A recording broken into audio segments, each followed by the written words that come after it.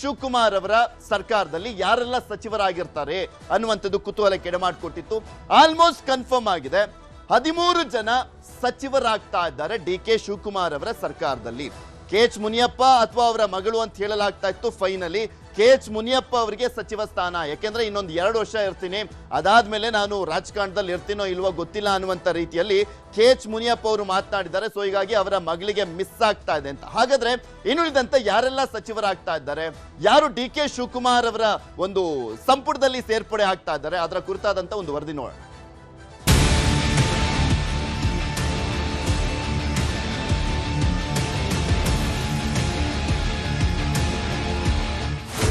Dedication. I don't tell it was not a dream. Dedication with hard work. It is not Shukumar here. It is a Congress worker who stood on this democratic setup with the history of the Congress party. DKShi ಸಂಪುಟಕ್ಕೆ 10ಕ್ಕೂ ಹೆಚ್ಚು ಶಾಸಕರ ಸೇರ್ಪಡೆ, ಅಳೆದು ತೂಗಿ ಲೆಕ್ಕ ಹಾಕಿರೋ high command. DK. Shivakumar ಸಂಪುಟ ರಚನೆ ವಿಚಾರವಾಗಿ ಬೆಳಿಗ್ಗೆಯಿಂದಲೇ ದೆಹಲಿಯಲ್ಲಿ ಹೈ ವೋಲ್ಟೇಜ್ ಮೀಟಿಂಗ್ ನಡೆಯಿತು. ಮಲ್ಲಿಕಾರ್ಜುನ್ ಖರ್ಗೆ, ಕೆ.ಸಿ. ವೇಣುಗೋಪಾಲ್ ಮನೆಯಲ್ಲಿ ನಡೆದ ಸುದೀರ್ಘ ಸಭೆಗಳ ಬಳಿಕ ನಾಳೆ ಡಿ.ಕೆ. ಜೊತೆಗೆ ಪ್ರಮಾಣ ವಚನ ಸ್ವೀಕರಿಸುವ ಶಾಸಕರ ಹೆಸರು ಫೈನಲ್ ಮಾಡಲಾಗಿದೆ. ದೆಹಲಿ ಕಾಂಗ್ರೆಸ್ ಮೂಲಗಳಿಂದ ನ್ಯೂಸ್ 18ಗೆ ದೆಹಲಿಯಲ್ಲಿ ತೀರ್ಮಾನವಾದ ಆ ಹೆಸರುಗಳ ಲಿಸ್ಟ್ ಸಿಕ್ಕಿದೆ. ಸಿದ್ದರಾಮಯ್ಯ ಸಂಪುಟದಲ್ಲಿದ್ದ ಮಾಜಿ ಸಚಿವರುಗಳಾದ doctor Parameshwar, KJ George, Priyank Kharge, Krishna Byregowda, Ramalinga Reddy, MB Patil ಹಾಗೂ ಈಶ್ವರ್ ಖಂಡ್ರೆ ಡಿಕೆ ಸಂಪುಟದಲ್ಲಿ ಇರುತ್ತಾರೆ. ಸಿದ್ದು ಸರ್ಕಾರದ ಸ್ಪೀಕರ್ ಆಗಿದ್ದ ಯುಟಿ ಖಾದರ್ ಡಿಕೆ ಸಂಪುಟ ಸೇರಲಿದ್ದಾರೆ. ಸಿದ್ದರಾಮಯ್ಯ ಮಗ ಹಾಗೂ MLC doctor Yathindra Siddaramaiah minister ಆಗಲಿದ್ದಾರೆ. ಕೆಜಿಎಫ್ ಶಾಸಕಿ ರೂಪಾ ಶಶಿಧರ್ ಕೂಡ ನಾಳೆ ಮಂತ್ರಿಯಾಗಲಿದ್ದಾರೆ.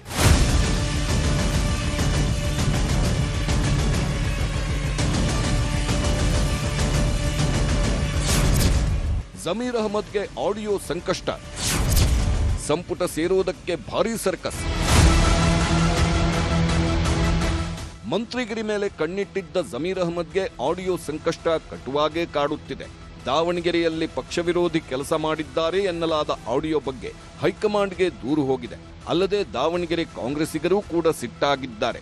ಪಕ್ಷ ವಿರೋಧಿ ಕೆಲಸ ಆರೋಪದಲ್ಲಿ ಕ್ರಮ ಆಗುವ ಭೀತಿ ಎದುರಾಗಿದ್ದು ಜಮೀರ್ ನಿವಾಸಕ್ಕೆ ಹೋಗಿದ್ದ ಡಿಕೆ ಸುರೇಶ್ ಚರ್ಚೆ ನಡೆಸಿದ್ದಾರೆ.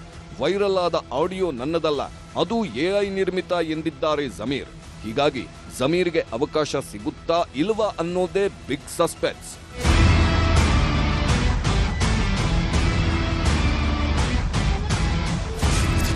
ವಿಧಾನಸೌಧಕ್ಕೆ ಡಿಕೆ ಆಪ್ತ ಜ್ಯೋತಿಷಿ ಆರಾಧ್ಯ, ಸಿಎಂ ಕಚೇರಿ ವಾಸ್ತು ಬದಲಾವಣೆಗೆ ಸೂಚನೆ. ಡಿಕೆ ಶಿವಕುಮಾರ್ ಪ್ರಮಾಣ ವಚನದ ಹಿನ್ನೆಲೆಯಲ್ಲಿ ವಿಧಾನಸೌಧಕ್ಕೆ ಜ್ಯೋತಿಷಿ ಬಿಪಿ ಆರಾಧ್ಯ ಬಂದಿದ್ರು. ವಿಧಾನಸೌಧದ ಸಿಎಂ ಕಚೇರಿಯ ವಾಸ್ತು ಪರಿಶೀಲಿಸಿದ್ರು. ಜ್ಯೋತಿಷಿ ಆರಾಧ್ಯ ಬಂದು ಹೋದ ಮೇಲೆ ವಾಸ್ತು ಪ್ರಕಾರ ಸಿಎಂ ಕಚೇರಿ ಕುರ್ಚಿ, ಮೇಜು ಮುಂತಾದವನ್ನ ಬದಲಿಸಿ ವಾಸ್ತು ಪ್ರಕಾರ ಸಿದ್ಧಪಡಿಸಲಾಗಿದೆ. ಸಿಎಂ ಕಚೇರಿಯಲ್ಲಿ ಅಜ್ಜಯ್ಯನ ಫೋಟೋ ಕೂಡ ಹಾಕಲು ತಯಾರಿ ನಡೆದಿದೆ.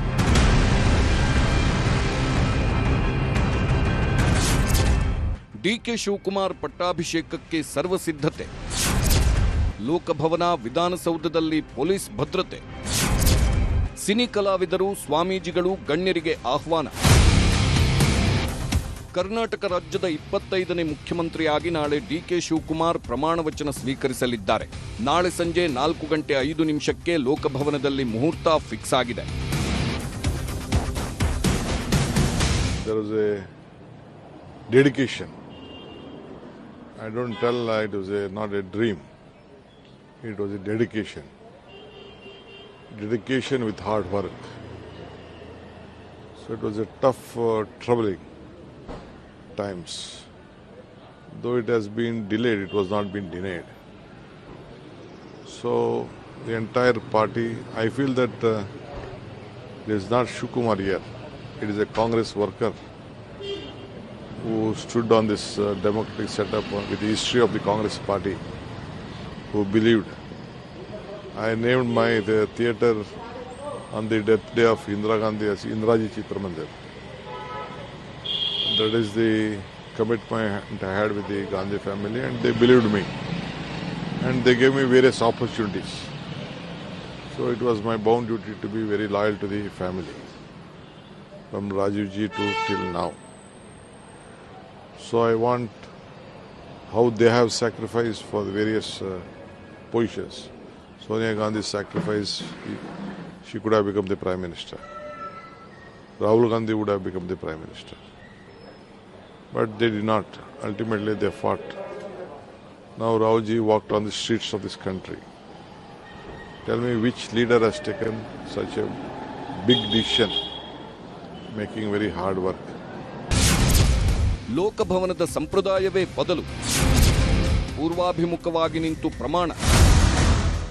ಲೋಕಭವನದ ಗ್ಲಾಸ್ ಹೌಸ್ನಲ್ಲಿ ವಿಭಿನ್ನ ವೇದಿಕೆ ವ್ಯವಸ್ಥೆ ಮಾಡಲಾಗ್ತಿದೆ. ಡಿಕೆ ಶಿವಕುಮಾರ್ ಪೂರ್ವಾಭಿಮುಖವಾಗಿ ನಿಂತು ಪ್ರಮಾಣ ವಚನ ಸ್ವೀಕರಿಸಲು ನಿರ್ಧರಿಸಿರುವ ಕಾರಣಕ್ಕೆ ಅದೇ ಮಾದರಿಯ ವೇದಿಕೆ ಸಿದ್ಧಗೊಳ್ಳುತ್ತಿದೆ.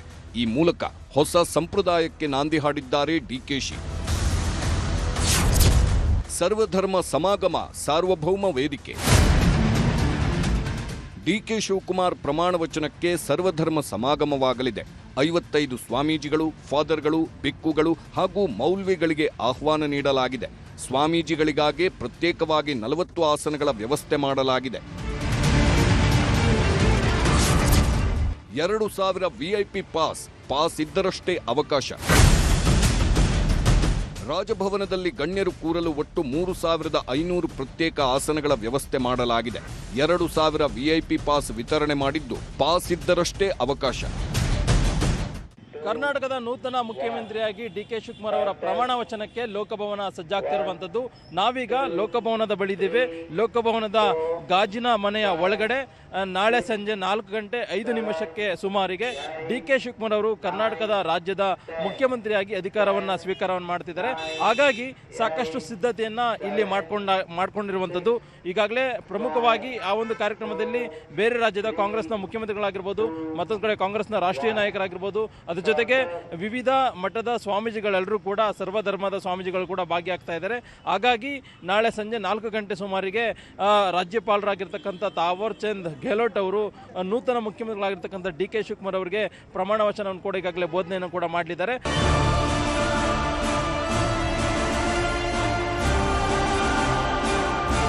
ಕಾಂಗ್ರೆಸ್ ಸಿಎಂಗಳಿಗೆ ಡಿಕೆ ಪಟ್ಟಾಭಿಷೇಕಕ್ಕೆ ಆಹ್ವಾನ ನೀಡಲಾಗಿದೆ. Himachal Pradesh CM Sukhvinder Singh Sukhu, Kerala CM VD Satheesan, Telangana CM Revanth ರೆಡ್ಡಿಗೆ ಕರೆ ಮಾಡಿ ಆಹ್ವಾನಿಸಲಾಗಿದೆ. ತಮಿಳುನಾಡು ಸಿಎಂ ವಿಜಯ್ಗೂ ಆಹ್ವಾನ ನೀಡಲಾಗಿದೆ. ಡಾಕ್ಟರ್ ರಾಜ್ಕುಮಾರ್ ಕುಟುಂಬಕ್ಕೂ ಡಿಕೆ ಆಹ್ವಾನಿಸಿದ್ದಾರೆ. ಸಿನಿಮಾದವರನ್ನು ಕರೆದಿದ್ದು ರವಿಚಂದ್ರನ್, ಸುದೀಪ್, ಯಶ್, ರಿಷಬ್ ಶೆಟ್ಟಿ, ಡಾಲಿ ಧನಂಜಯ್ಗೆ ಆಹ್ವಾನ ನೀಡಲಾಗಿದೆ. ಡಿಕೆ ಪಟ್ಟಾಭಿಷೇಕಕ್ಕೆ ಭಾರೀ ಭದ್ರತೆ. 2500ಕ್ಕೂ ಹೆಚ್ಚು ಪೊಲೀಸರ ಭದ್ರತೆ, ಡಿಸಿಪಿಗಳಿಗೆ ಜವಾಬ್ದಾರಿ. ಪ್ರಮಾಣ ವಚನ ಬಳಿಕ ನೂತನ ಮುಖ್ಯಮಂತ್ರಿ ಲೋಕಭವನದಿಂದ ತೆರೆದ ವಾಹನದಲ್ಲಿ ವಿಧಾನಸೌಧದವರೆಗೂ ರೋಡ್ ಶೋ ಮಾಡಲಿದ್ದಾರೆ. ಹೀಗಾಗಿ ಲೋಕಭವನದಿಂದ ವಿಧಾನಸೌಧದವರೆಗೂ ಬ್ಯಾರಿಕೇಡ್ ಹಾಕಿ ಭದ್ರತೆ ಹೆಚ್ಚಿಸಲಾಗಿದೆ. ಬೆಂಗಳೂರು ಪೊಲೀಸರ ಜೊತೆಗೆ ಹೊರ ಜಿಲ್ಲೆಗಳ ಪೊಲೀಸರನ್ನು ನಾಳೆಯ ಭದ್ರತೆಗೆ ನಿಯೋಜನೆ ಮಾಡಲಾಗಿದೆ. 2500ಕ್ಕೂ ಹೆಚ್ಚು ಪೊಲೀಸರ ಭದ್ರತೆ ಮಾಡಿದ್ದು ಡಿಸಿಪಿಗಳಿಗೆ ಜವಾಬ್ದಾರಿ ನೀಡಲಾಗಿದೆ. ರಾಜಭವನ, ವಿಧಾನಸೌಧ ಬಳಿ ಎಲ್ಇಡಿ ಸ್ಕ್ರೀನ್ ಅಳವಡಿಕೆ ಮಾಡಲಾಗಿದೆ. ರಾಜಭವನ, ವಿಧಾನಸೌಧ ಸುತ್ತಲಿನ ಸಂಚಾರ ಬದಲಾವಣೆ ಮಾಡಿದ್ದು ಮಧ್ಯಾಹ್ನ 12ರಿಂದ ರಾತ್ರಿ 8ರವರೆಗೆ ವಿಧಾನಸೌಧ ಸುತ್ತಲೂ ಸಂಚಾರ ನಿರ್ಬಂಧ ಹೇರಲಾಗಿದೆ. ಪೊಲೀಸರು ಎಲ್ಲ ರೀತಿಯಾದಂತಹ ಬಂದೋಬಸ್ತನ್ನ ಮಾಡ್ಕೊಂಡಿದ್ದಾರೆ. ಸುಮಾರು 2500 ಪೊಲೀಸರನ್ನ ಈ ಬಾರಿ ಬಂದೋಬಸ್ತಿಗೆ ಪ್ಲಾನ್ ಮಾಡಿಕೊಳ್ಳಲಾಗಿರುವಂತದ್ದು. ಮತ್ತೆ ಪೂರ್ಣ ಪ್ರಮಾಣದಲ್ಲಿ ಪೊಲೀಸರು ಈ ಒಂದು ಬಂದೋಬಸ್ತನ್ನ ಮಾಡಿಕೊಂಡಿದ್ದು, ಮತ್ತೆ ಎಲ್ಲಾ ಜಂಕ್ಷನ್ಗಳಲ್ಲಿ ಕೂಡ ಟ್ರಾಫಿಕ್ ಪೊಲೀಸರು ಮತ್ತೆ ಟ್ರಾಫಿಕ್ ಡೈವರ್ಷನ್ ಅನ್ನ ಕೂಡ ಮಾಡಲಾಗಿದೆ. ಟ್ರಾಫಿಕ್ ಡೈವರ್ಷನ್ ಅನ್ನ ಮಾಡಿದ್ದು ಕೆಲವೊಂದು ರಾಜಭವನ ರೋಡ್ ಆಗಿರಬಹುದು, ಮತ್ತೆ ವಿಧಾನಸೌಧದ ಅಕ್ಕಪಕ್ಕದ ರಸ್ತೆಗಳೆಲ್ಲವೂ ಕೂಡ ನಾಳೆ 12 ಗಂಟೆಯಿಂದ ರಾತ್ರಿ 8 ಗಂಟೆವರೆಗೂ ಕೂಡ ಈ ರಸ್ತೆಗಳು ನಿರ್ಬಂಧವನ್ನ ಹಾಕಿರುವಂತದ್ದು. ಬೇರೆ ಬೇರೆ ರೋಡ್ಗಳನ್ನ ಬದಲಿ ಮಾರ್ಗವಾಗಿ ಇಟ್ಟು ಸಾರ್ವಜನಿಕ ಸಮಸ್ಯೆ ಅಂದ್ರೆ ಬರುವಂತವರಿಗೆ, ಪ್ರಯಾಣಿಕರಿಗಾಗಿರ್ಬೋದು ಮತ್ತೆ ಸವಾರರಿಗೆ ಯಾವುದೇ ರೀತಿಯಾದಂತಹ ಸಮಸ್ಯೆ ಆಗದಂತ ರೀತಿಯಲ್ಲಿ ಪೊಲೀಸರು ಎಲ್ಲ ರೀತಿಯಾದಂತಹ ಬಂದೋಬಸ್ತನ್ನ ಮಾಡಿಕೊಂಡಿದ್ದಾರೆ. ಒಟ್ಟಾರೆಯಾಗಿ ನಾಳಿನ ಸಿಎಂ ಪ್ರಮಾಣ ವಚನದ ಹಿನ್ನೆಲೆಯಲ್ಲಿ ಪೊಲೀಸರು ಜೊತೆಯಲ್ಲಿ ಟ್ರಾಫಿಕ್ ಪೊಲೀಸರಾಗಿರ್ಬೋದು ಮತ್ತೆ ಲಾ ಅಂಡ್ ಆರ್ಡರ್ ಪೊಲೀಸರಾಗಿರ್ಬೋದು, ಜೊತೆಯಲ್ಲಿ ಸಿಟಿ ಹಿಂದೆ ಯಾರು ಕೆಲಸ ಮಾಡಿದ್ರು ಸಿಟಿಯಲ್ಲಿ ಆ ಪೊಲೀಸ್ ಅಧಿಕಾರಿಗಳನ್ನು ಕೂಡ ಈ ಬಾರಿ ಕರೆಸಿಕೊಂಡು ಕಮಿಷನರ್ ಸಿಮಂತ್ ಕುಮಾರ್ ಸಿಂಗ್ ಅವರ ನೇತೃತ್ವದಲ್ಲಿ ಬಂದೋಬಸ್ತ್ಗೆ ಪ್ಲಾನ್ ಅನ್ನ ಮಾಡಿಕೊಳ್ಳಲಾಗಿದೆ. ಜೊತೆಯಲ್ಲಿ ಅಧಿಕಾರಿ ವರ್ಗದವರು ಕೂಡ ಹಿಂದೆ ಜನ ಯಾರೇ ಬಂದರೂ ಕೂಡ ಕ್ರೌಡ್ ಇರುವಂತಹ ಸಂದರ್ಭದಲ್ಲಿ ಅವರಿಗೆ ಯಾವುದೇ ರೀತಿ ಸಮಸ್ಯೆ ಆಗಂತ ರೀತಿಯಲ್ಲಿ ಪೊಲೀಸರು ಈ ಬಾರಿ ಬಂದೋಬಸ್ತನ್ನ ಮಾಡಿಕೊಂಡಿರುವಂತದ್ದು. Traffic, law and order, VIP security ಮತ್ತು ವಿಶೇಷವಾಗಿ ಕೆಲವರು ಬೇರೆ ರಾಜ್ಯದಿಂದ ಕಾನ್ಸ್ಟಿಟ್ಯೂಷನಲ್ ಹೆಡ್ಸ್ ಅವರು ಬರ್ತಾರೆ, ಅವ್ರದ್ದು ಸೆಕ್ಯೂರಿಟಿ ಅದು ನೋಡ್ಕೊಳ್ಳಿಕ್ಕೆ ನಾವು ಮ್ಯಾನ್ ಪವರ್ ಯೂಸ್ ಮಾಡಿದ್ದೀವಿ. ಗೆಸ್ಟ್ ಲಿಸ್ಟ್ ತುಂಬ ಕಡಿಮೆ ಇದೆ, ಗೆಸ್ಟ್ ಯಾಕಂದರೆ ಅಲ್ಲಿ ಲಿಮಿಟೆಡ್ ಕೆಪಾಸಿಟಿ ಇದೆ. ಸೊ ಆ ನಿಟ್ಟಿನಲ್ಲಿ ಅಂತ ಯಾವುದು ನಮಗೆ ವಿಶೇಷ ಸಮಸ್ಯೆ ಇಲ್ಲ. ಒಂದು ಅಂದರೆ ಟ್ರಾಫಿಕ್ ಡೈವರ್ಷನ್ ಆಗ್ತದೆ, ಆ ಟ್ರಾಫಿಕ್ ಡೈವರ್ಷನ್ಗೋಸ್ಕರ ನಾವು ಸಾಕಷ್ಟು ಫೋರ್ಸ್ ಇಟ್ಟು, ಯಾಕೆಂದರೆ ಜನಸಾಮಾನ್ಯಕ್ಕೆ ತೊಂದರೆ ಆಗಬಾರ್ದು. ಇಲ್ಲಿ ಕೂಡ ಫಂಕ್ಷನ್ ಕೂಡ ಚೆನ್ನಾಗಿ ಆಗಬೇಕು, ಜನಕ್ಕೆ ಕೂಡ ತೊಂದರೆ ಆಗಬಾರ್ದು. ಆ ನಿಟ್ಟಿನಲ್ಲಿ ನಾವು ಬಂದೋಬಸ್ತ್ ಮಾಡಿಕೊಳ್ಳಿ. ಈ ಎಲ್ಲದರ ಮಧ್ಯೆಯೇ ಸ್ಪೀಕರ್ ಯುಟಿ ಖಾದರ್ ಭೋಜನಕೂಟ ಆಯೋಜನೆ ಮಾಡಿದ್ದರು. ವಿಧಾನಸಭಾ ಸಚಿವಾಲಯದ ಅಧಿಕಾರಿ ನೌಕರರಿಗೆ ಬ್ಯಾಂಕ್ವೆಟ್ ಹಾಲ್ನಲ್ಲಿ ಊಟದ ವ್ಯವಸ್ಥೆ ಮಾಡಲಾಗಿದೆ. ಹೀಗಾಗಿ ಯುಟಿ ಖಾದರ್ ಮಿನಿಸ್ಟರ್ ಆಗಲಿದ್ದು ಸ್ಪೀಕರ್ ಹುದ್ದೆ ಬಿಡುತ್ತಾರೆ ಎಂಬ ಚರ್ಚೆಗಳು ವಿಧಾನಸೌಧದ ಮೊಗಸಾಲೆಯಲ್ಲಿ ಕೇಳುತ್ತಿದೆ. ಆದರೆ ನನಗೆ ಯಾವ ಮಾಹಿತಿಯೂ ಇಲ್ಲ, ಕರೆಯೂ ಬಂದಿಲ್ಲ ಅಂತಾರೆ ಖಾದರ್. ನನ್ ಕೂಡ ನಿಮ್ಮಿಂದಲೇ ಮಾಹಿತಿ ಅಲ್ಲದೆ ನಮ್ಗೆ ಅಧಿಕೃತ ಮಾಹಿತಿಯಲ್ಲಿ ಕೂಡ ಬರಲಿಲ್ಲ. ಅದಕ್ಕಾಗಿ ನಾನು ಈಗ ಕೂಡ ಸ್ಪೀಕರ್ ಆಗಿದ್ದೇನೆ, ಯಾವ್ದು ಕರೆ ಬಂದಿಲ್ಲ. ಬಂದ ತಕ್ಷಣ ನಿಮಗೆ ಮಾಹಿತಿ ಕೊಡ್ತೇನೆ. ಗೊತ್ತಿಲ್ಲ. ಇನ್ನು ಡಿಕೆ ಶಿವಕುಮಾರ್ ಸರ್ಕಾರದಿಂದಲೂ ಯಾವುದೇ ನಿರೀಕ್ಷೆಗಳಿಲ್ಲ ಅಂತಿದ್ದಾರೆ ಪ್ರತಿಪಕ್ಷಗಳ ನಾಯಕರು. ನಾವೇನು ಹೆಚ್ಚಿನ ನಿರೀಕ್ಷೆಯನ್ನು ಮಾಡಿಲ್ಲ. ಏನೋ ಆಡಳಿತ ವ್ಯವಸ್ಥೆಯಲ್ಲಿ ಭ್ರಷ್ಟಾಚಾರ ಕಡಿಮೆ ಆಗಿಬಿಡ್ತದೆ, ಉತ್ತರ ಕರ್ನಾಟಕದ ನೀರಾವರಿಗೆ ಹೆಚ್ಚು ಹಣ ಕೊಡ್ಬೋದು ಮತ್ತು ಪ್ರಾಮಾಣಿಕ ಅಧಿಕಾರಿಗಳಿಗೆ ಒಳ್ಳೆಯ ಸ್ಥಾನಗಳಲ್ಲಿ ಅವ್ರನ್ನ ಕೂಡಿಸ್ಬೋದು ಅನ್ನೋಂಥ ನಿರೀಕ್ಷೆಗಳು ನನಗಂತೂ ಇಲ್ಲ. ನೀತಿ ಬದಲಾಗತ್ತಾ? ಕಾಂಗ್ರೆಸ್ ನೀತಿ ಭ್ರಷ್ಟಾಚಾರ ಮುಕ್ತ ಆಡಳಿತ ಕೊಡುವ ವಿಶ್ವಾಸ ಇದೆಯಾ? 60% ಇದ್ದಿದ್ದು 80%ಗೆ ಹೋಗ್ಬೋದು ಭ್ರಷ್ಟಾಚಾರ. ಇನ್ನೊಂದಷ್ಟು ಸರ್ಚಾರ್ಜ್ಗಳು ಸೇರ್ಕೋಬಹುದು. ಡಿ ಕೆ ಶಿವಕುಮಾರ್ ಅವರಿಗೆ ಶುಭಾಶಯಗಳನ್ನ ಕೋರ್ತಾ ಇದ್ದೀನಿ. ಅಭಿವೃದ್ಧಿ ಶೂನ್ಯ ಸರ್ಕಾರವನ್ನು ಈ 3 ವರ್ಷದಲ್ಲಿ ನಾವು ನೋಡಿದ್ದೀವಿ. ಕೇವಲ ಗ್ಯಾರಂಟಿಗಳ ತಮಟೆ ಹೊಡ್ಕೊಂಡು ನಾವು ನುಡಿದಂತೆ ನಡೆದಿದ್ದೇವೆ ಅಂತೇಳಿ ಹೇಳ್ತಾ ಬಂದಿದ್ದಾರೆ. ಇನ್ನು 2 ವರ್ಷನಾದರೂ ಕೂಡ ಒಂದು ಸರ್ಕಾರ ಅಂತ ನಡೀಲಿ, ರಾಜ್ಯದ ಜನಕ್ಕೆ ಒಂದಷ್ಟು ಅಭಿವೃದ್ಧಿ ಆಗಲಿ ಅಂತೇಳಿ ನಾನು ಈ ಸಂದರ್ಭದಲ್ಲಿ ಹಾರೈಸ್ತೇನೆ. ಡಿಕೆಶಿ ಪ್ರಮಾಣಕ್ಕೆ ಇಡೀ ಕರುನಾಡೆ ಸಜ್ಜಾಗ್ತಿದೆ. ನೆಲಮಂಗಲ, ಶಿಡ್ಲಘಟ್ಟ ತಾಲೂಕಿನ ದೇವಸ್ಥಾನಗಳಲ್ಲಿ ಲಾಡುಗಳ ತಯಾರಿಕಾ ಕೆಲಸ ಆಗುತ್ತಿದೆ. ಡಿಕೆ ಪ್ರಮಾಣ ಆಗುತ್ತಲೇ ಎಲ್ಲರಿಗೂ ಲಡ್ಡುಗಳ ವಿತರಣಾ ಕಾರ್ಯ ನಡೆಯಲಿದೆ. Bureau report, news 18.